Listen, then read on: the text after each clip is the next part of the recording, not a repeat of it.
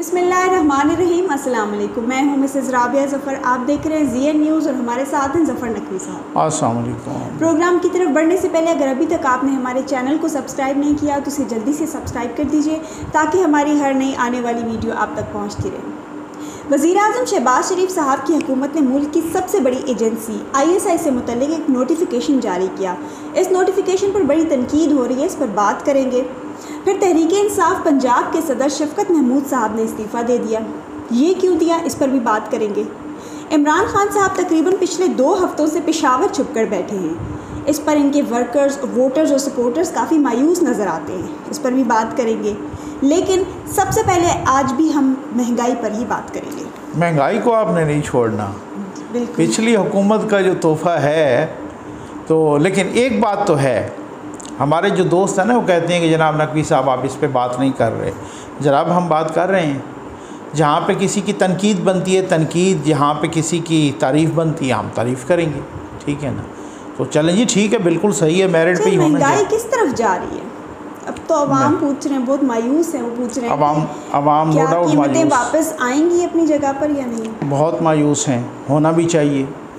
और दूसरी बात यह है कि अवाम, चूँकि वो वही वाली बात है ना, भूखे से किसी ने पूछा 2 + 2, उसने कहा 4 रोटियाँ। तो अवाम के तो ये मसाइल हैं ना, अवाम के वो मसाइल हैं कि जनाब अवाम का मतलब जो अशराफिया है वो उससे नहीं, उसको नहीं मसला होता। अब मिडिल क्लास को होता है और गरीब को होता है। और जहाँ महंगाई पहुँच गई है और जहाँ पे अभी सुन रहे हैं कि जी ये 20% से भी ऊपर जाएगी। अभी मैं थोड़ी देर पहले वो शाहज़ेब खानज़ादा साहब के साथ गालिबन, हाँ उन्हीं के साथ हफीज़ पाशा साहब को सुन रहा था। वो कहें खदशा है कि 23% पे चली जाएगी। ये बहुत बड़ा एक अलार्मिंग सिचुएशन तो है। लेकिन उसके बावजूद भी आप मेरी ये बात लिख लें, मेरी ये वीडियो का ये क्लिप महफूज रख लें। मैं आपके व्यूअर्स के लिए कह रहा हूँ कि अगर इनको अपना टाइम पूरा करने दिया गया जो अगस्त 2023 है, यही ठीक करेंगे।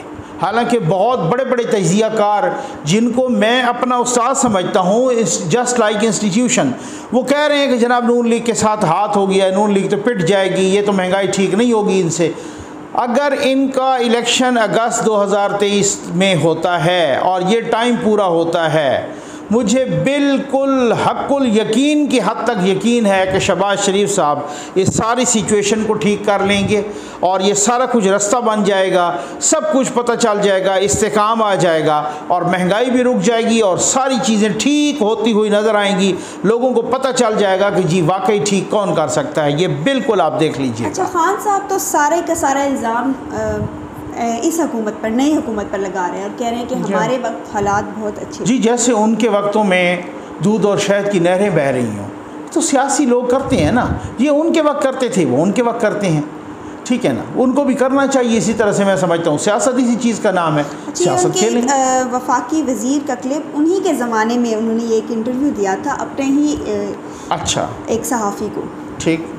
सो लकीली कोई IMF वर्ल्ड बैंक ने बेहतरी का सबूत दिया, वरना तो हम ऑलमोस्ट डिफॉल्ट हो गए थे जी। ऑलमोस्ट इमरान साहब हमारा काम फाइनेंशियल खत्म हो गया था और ग्रोथ तो मनफी होनी थी, लेकिन किस्त के लिए तो छुट्टी हो गई थी। सो एक वक्फा मिल गया है इमरान खान के साथ। अल्लाह भी मदद करता है कि गोश्त ने अपील भी की थी कि बेहतर पैसों की तकमील जो है वो बेहतर मसले में आ गई, वरना तो पाकिस्तान डिफॉल्ट हो चुका था। कोई कमी नहीं है अब डिफॉल्ट होने में। ये तो वर्ल्ड बैंक और IMF ने एक कुशन दे दिया पेमेंट देर से करने का, वरना हमारे पास तो पेमेंटों के पैसे नहीं थे। ठीक है, लो जी, ये गालिबन शेख रशीद साहब थे और शेख रशीद साहब जनाब वो इमरान रियाज साहब को इंटरव्यू दे रहे हैं, है ना, ऐसी है। उनको कह रहे हैं हम तो डिफ़ॉल्ट कर जाते। ये तो वो IMF और वो वर्ल्ड बैंक और वो जो फाइनेंशियल इदारे हैं, अगर वो इसको रीशेड्यूल न करते, हमारे कर्ज़ को रीशेड्यूल न करते, तो हम तो डिफ़ॉल्ट कर चुके थे। ग्रोथ तो मनफी में जाती ही जाती, हमारे पास तो पैसे देने के लिए नहीं थे। आज तो वो कहते हैं कि जनाब पत्नी हम तो इसको मरीख पे लेके जाके चले गए थे, इसी हुकूमत ने डबोया है बस 1.5 महीने में सब कुछ। अदरवाइज़ हमारी इकानमी तो वो मरीख से भी ऊपर चली गई थी। उसी ये सूरत हाल है। अच्छा, आज साबिक वज़ीर ख़जाना शौकत तरीन साहब ने बड़ी बात की, उनका मैं आपको एक क्लिप सेनेट में जी, हाँ सही। मैं एक मोतबर शख्सियत के पास गया था और मैंने उनको कहा था मार्च के बीच में, और मैंने कहा था कि ये इकॉनमी जो है ये बढ़ रही है, अच्छी हो रही है, लेकिन कंटिन्यूटी चाहिए। आप कंटिन्यूटी नहीं देंगे तो ये बिखर जाएगी, और मेरी वो प्रोफेसी बिल्कुल सही साबित हुई है। आप देखेंगे कि इकॉनमी जो है is in a tail spin now. अब आप अंदाज़ा कीजिए। पहले तो बताएं मोतबर शख्सियत को। मोतबर शख्सियत से मुराद है जनरल बाजवा। भाई मैं जनरल बाजवा साहब के पास गया और मैंने उन्हें कहा कि जी हमने इधर दूध और शहद की नहरें बहा दी हैं, ठीक है ना, लेकिन अगर हमें कंटिन्यूटी दी तो ठीक है, ना दी तो फिर ये सारी कुछ बिखर जाएगा। यानी कि आप दोबारा देखें ना कितनी चालाकी से ये मलबा फिर फेंक रहे हैं उन पर कि मैं जनरल बाजवा के पास गया और मैंने उनसे कहा कि जी आप इसको जाने दें आगे। तो अब मतलब जनरल बाजवा का इसमें रोल क्या है? आपके ख़िलाफ़ तहरीक अदम एतमाद आई है, आपको इत्तेहादी आपको तो अपने भी छोड़ गए, ठीक है ना, तो ये सारे आपको छोड़ गए। तहरीक अदम एतमाद एक आइनी और कानूनी तरीक़ाकार है, वो आई है और आप कह रहे हैं दोबारा आप इल्ज़ाम लगा रहे हैं कि हमें जनाब जनरल बाजवा ने हटाया है। अब आप ख़ुद बताएं, अगर या तो फिर आपके लीडर भी ऐसे करते हैं ना, वो जलसों में कहते हैं कि हमें इन्हें नहीं हटाया, वो तो कहते हैं आप न्यूट्रल क्यों हुए हैं। वो तो खुद मानते हैं कि न्यूट्रल हुए हैं, लेकिन उनको नहीं चाहिए कि न्यूट्रल हो, कहते हैं आप न्यूट्रल ना हों। अच्छा, इन्हीं तरीन साहब का मेरे पास एक और क्लिप भी है। अच्छा, इनकी हुकूमत ख़त्म हुई उसके 1-2 दिन बाद ये क्या फरमा रहे हैं, ये सुने। सबसे बड़ी नाकामी जो हमारी है वो ये है कि हमने बेसिकली जो है जो हमारी जो प्लानिंग थी, जब आए थे हमारे पास कोई प्लान नहीं था। इकोनॉमिक प्लान बनाते हमारे पास टाइम लगा, उससे हमने हमारे रिटार्डेशन हुई है। दूसरी एक मैं बड़ी नाकामी समझता हूँ ये जो स्टेट ओन एंटरप्राइजेज है, इसके ऊपर हमने क्या किया? कुछ भी नहीं किया हमारे। हालांकि डॉक्टर इशरत ने बड़ा अच्छा प्लान दिया, हमने उस पर कुछ नहीं किया। अब आप अंदाज़ा कीजिए, मौसूफ़ फरमा रहे हैं अपने जाने के 2-3 दिन बाद मौसूफ़ फरमा रहे हैं कि हमारे पास तो कोई प्लान था ही नहीं। और वो गालिबन डॉक्टर इशरत हुसैन का कहा है कि इनका कहा है कि उन्होंने एक प्लान दिया था, उस पर अमल ही नहीं किया। अब तो आप बताएं ना, 4 सालों में वज़ीर ख़जाना कितने तब्दील हुए? आप देखें कि असद उमर साहब जिनको 8 साल बेचा, उनको आते ही 6 महीने के बाद चलता कर दिया। फिर उनकी जगह पे आए हफीज़ शेख साहब, फिर उनको चलता कर दिया। फिर उनकी जगह पे हमाद अजहर साहब, फिर उनको चलता कर दिया। फिर उनकी जगह पे ये साहब। अच्छा, शौकत तरीन साहब जब आए थे, इन्होंने आते ही प्रेस कॉन्फ्रेंस की थी, गालिबन वो साठ भी हम कभी सुनवा देंगे। आते ही प्रेस कॉन्फ्रेंस की थी कि इधर तो तबाही मची पड़ी है, बिल्कुल कुछ भी नहीं है, इधर तो तबाह बर्बाद सूरत हाल है। तो अब क्या कहें, अब को कल्टियाँ मार रहे हैं, क्या सूरत हाल है जी। हमारी तो प्लानिंग थी ही कोई नहीं, जब प्लानिंग ही कोई नहीं थी तो फिर आ जाए जी, आ जाए आप अपने उस सवाल पे। इस नोटिफिकेशन को मैं आपको पहले पढ़ के सुना देती हूँ। अच्छा, ये जो नोटिफिकेशन ISI से मुताल्लिक, ठीक है, पढ़िए।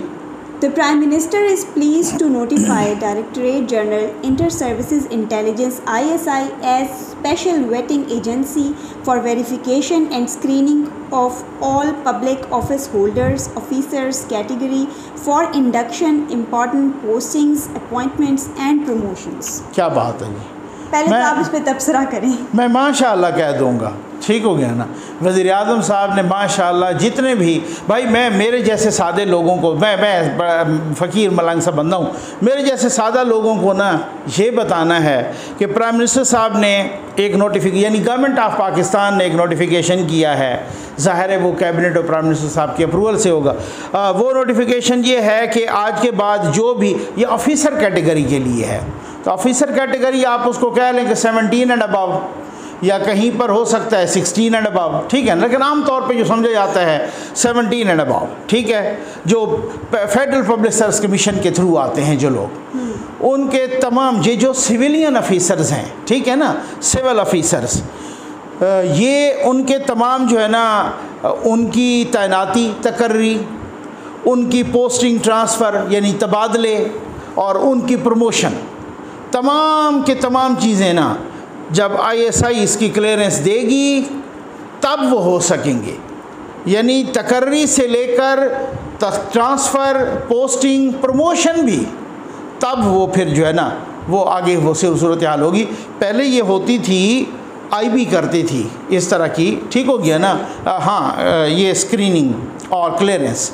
अब ISI को मिल गई है जनाब, तो मैं तो माशाल्लाह कहूँगा, सुभान अल्लाह कहूँगा, ठीक है ना।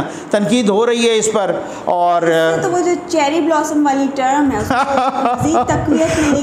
बस ये तो है, वो खान साहब तो कहेंगे, लेकिन असल में मैं आपको एक बात बताऊँ, आज मैंने कहीं से बहुत ही अथेंटिक सोर्स से पता किया, तो पता चला कि जी ये कोई इसकी इब्तदा खान साहब ही करके गए थे और इसकी शुरुआत खान साहब के दौर में हुई थी, तो अब वो दोबारा जो है ना उसको रिवर्स नहीं किया जा सकता था।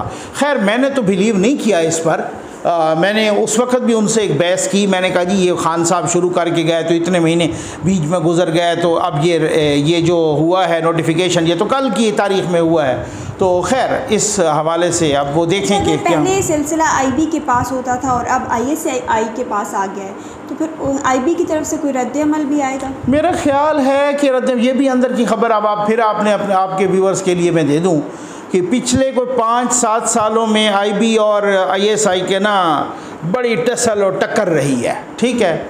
ये पहली दफ़ा ही हुआ है कि इसी हुकूमत ने ये अदम एतमाद के बाद ये IB और ISI की एक जो था ना जैसे कन्वर्जेंस, ठीक है ना, एक कोहेरेंस, ये एक हो गई है कि जनाब सुना है कि वो बड़े उनका जो है ना बड़ा मिठ प्यार हो गया है और बड़ा मतलब वो जो है ना सूरत हाल, इससे आगे मैं नहीं कहूँगा, तो वो अच्छी बात है। खैर हमारे लिए तो ये मैं समझता हूँ सिविल ब्यूरोक्रेसी का क्या रद्द? हाँ, ओवरऑल मैं समझता हूँ सिविल ब्यूरोक्रेसी के कोई तासुरात इस सिलसिले में पॉजिटिव नहीं होंगे, ठीक है ना। अच्छा वैसे मैं आपको एक बात बता दूं, ओवरऑल अमेरिका में आप देख लें, UK में, बाकी जगहों पे भी देख लें, डेमोक्रेटिक कंट्रीज़ में भी ओवरऑल एजेंसियां दे रही हैं रिपोर्ट इस तरह की। मसलन वो FBI दे रही है अमेरिका में भी, बाकी जगहों पे भी इस तरह की क्लियरेंस की रिपोर्ट। लेकिन असल पता है मसला क्या है? मसला ये है कि यहाँ पर एक ओवरऑल जो ट्रैक रिकॉर्ड है ना वो ज़रा अच्छा नहीं है, हिस्ट्री अच्छी नहीं है। तो इसका मतलब ये है कि उस बंदे की प्रमोशन होगी तो फिर वो ISI के साथ बना के रखेगा,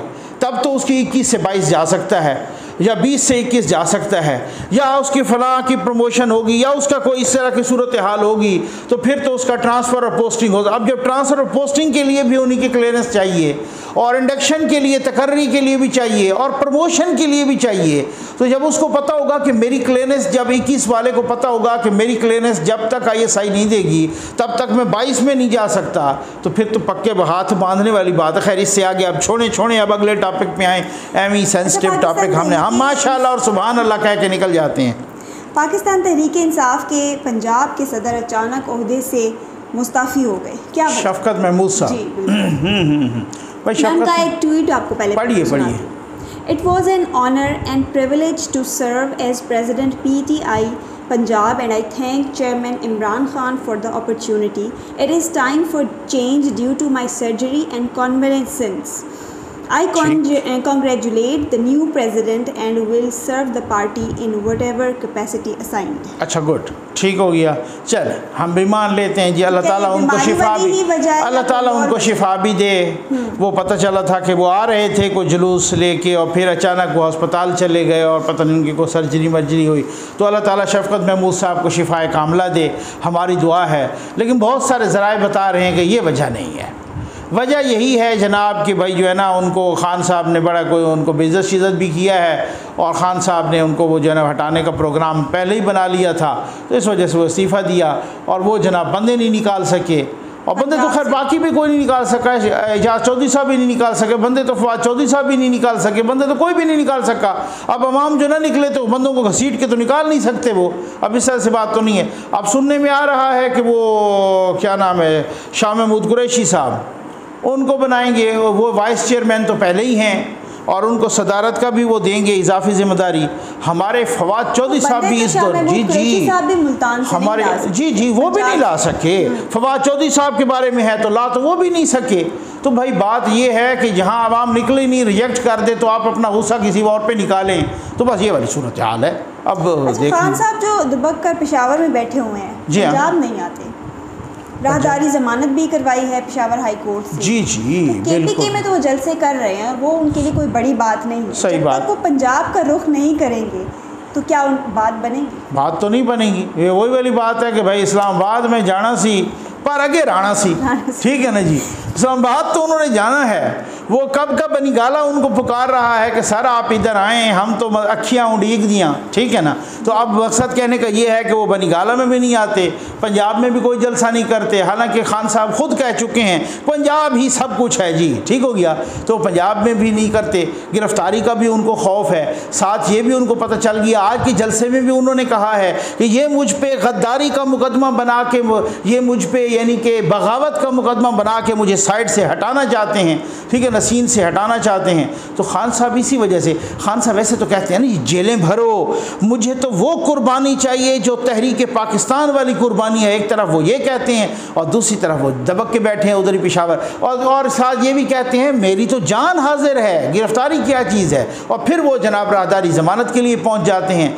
तो मेरा ख्याल है ये इस तरह से नहीं चलेगा, विकेट के दोनों तरफ खेलेंगे।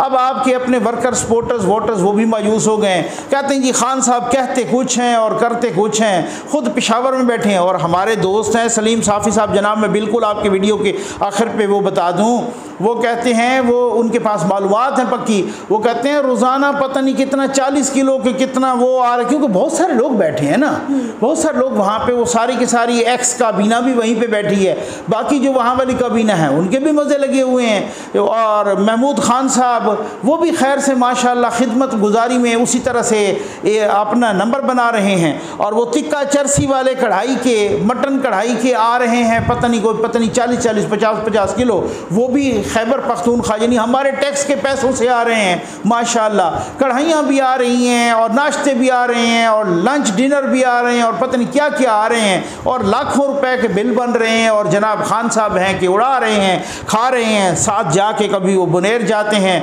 कभी चरसदा जाते हैं, कभी मर्दान जाते हैं, आसपास जाके वो सरकारी हेलीकॉप्टर पे जाके वो जो है ना मतलब वो जलसे भी कर आते हैं। हमारे दोस्त शहबाज गिल साहब भी उड़ा रहे हैं दावतें, ठीक हो गया ना। तो सारे मज़े से बैठे हैं। उन्होंने क्यों डंडे, उन्होंने कहा डंडे कारकुन खाएं, ठीक है ना, आवाम को अकेला छोड़ के। तो ये इस तरीके से वो फिर ये इसी चीज़ का नाम तो मुनाफिकत है।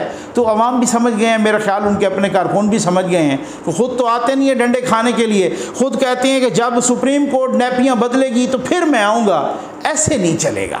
बस ये सूरत हाल है। आज के प्रोग्राम में बस इतना ही। उम्मीद है आपको आज का प्रोग्राम पसंद आया होगा। अपना फीडबैक ज़रूर दीजिएगा। अल्लाह हाफ़िज़।